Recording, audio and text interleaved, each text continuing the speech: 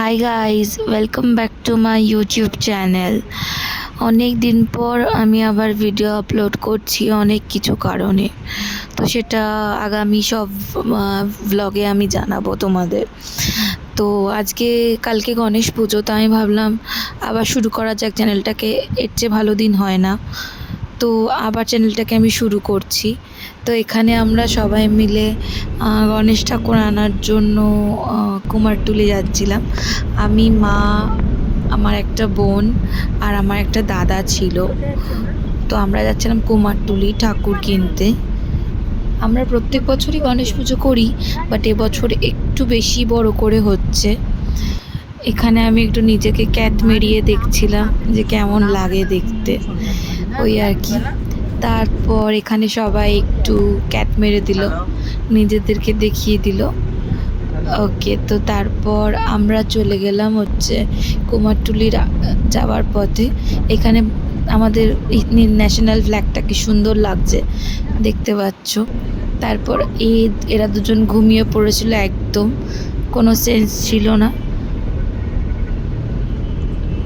দেখতেই পাচ্ছ কেমনভাবে ঘুমোচ্ছে, যেন কতদিন ঘুমোতে পারেনি। তো আমি আর আমার বোন এটাই বলছিলাম যে হায় রে ভগবান, এদের কি আর ঘুমানোর টাইম পেলো না? ঠাকুর আনার টাইম তো এক্সাইটমেন্ট থাকে, এদের সেটা কাজ করছিল না, এরা ঘুমোতে ব্যস্ত ছিল। তো আমি আর আমার বোন ভাবলাম এটা একটা সুযোগ ভিডিও করা। তো দেন আমাদের ঠাকুর নেওয়া হয়ে গেছিলো। আমরা গণেশের মূর্তি নিয়ে নিয়েছিলাম, যেটা তোমরা কালকের ব্লগে দেখতে পাবে, কারণ আজকে তো ঠাকুরের মুখ দেখাতে নেই। তো আমরা নিয়ে আর ফিরছিলাম। এই গণেশকে নিয়ে বাড়ি ঢুকলাম। গনু বেবি আমার প্রত্যেক বছরই আসে। তারপর বিকেলবেলা মিষ্টি কিনতে গিয়ে এখানে প্রোটেস্ট চলছিল। সবাই জানি যেটা আরজি করে ঘটেছে, সেটারই প্রোটেস্ট চলছিল এখানে।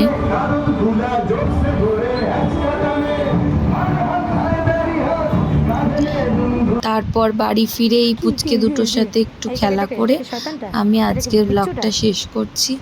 আমার চ্যানেলটা অনেক কারণে বন্ধ ছিল, সেটা যত আমি ব্লগ দেব আগে সেটা তোমরা জানতে পারবে। তো সবাইকে এটাই বলার যে আগের মতনই চ্যানেলটাকে ভালোবাসা দিও, অ্যান্ড প্লিজ যারা ভিডিওটা দেখছো সাবস্ক্রাইব করে যেও, and do not forget to press the bell icon.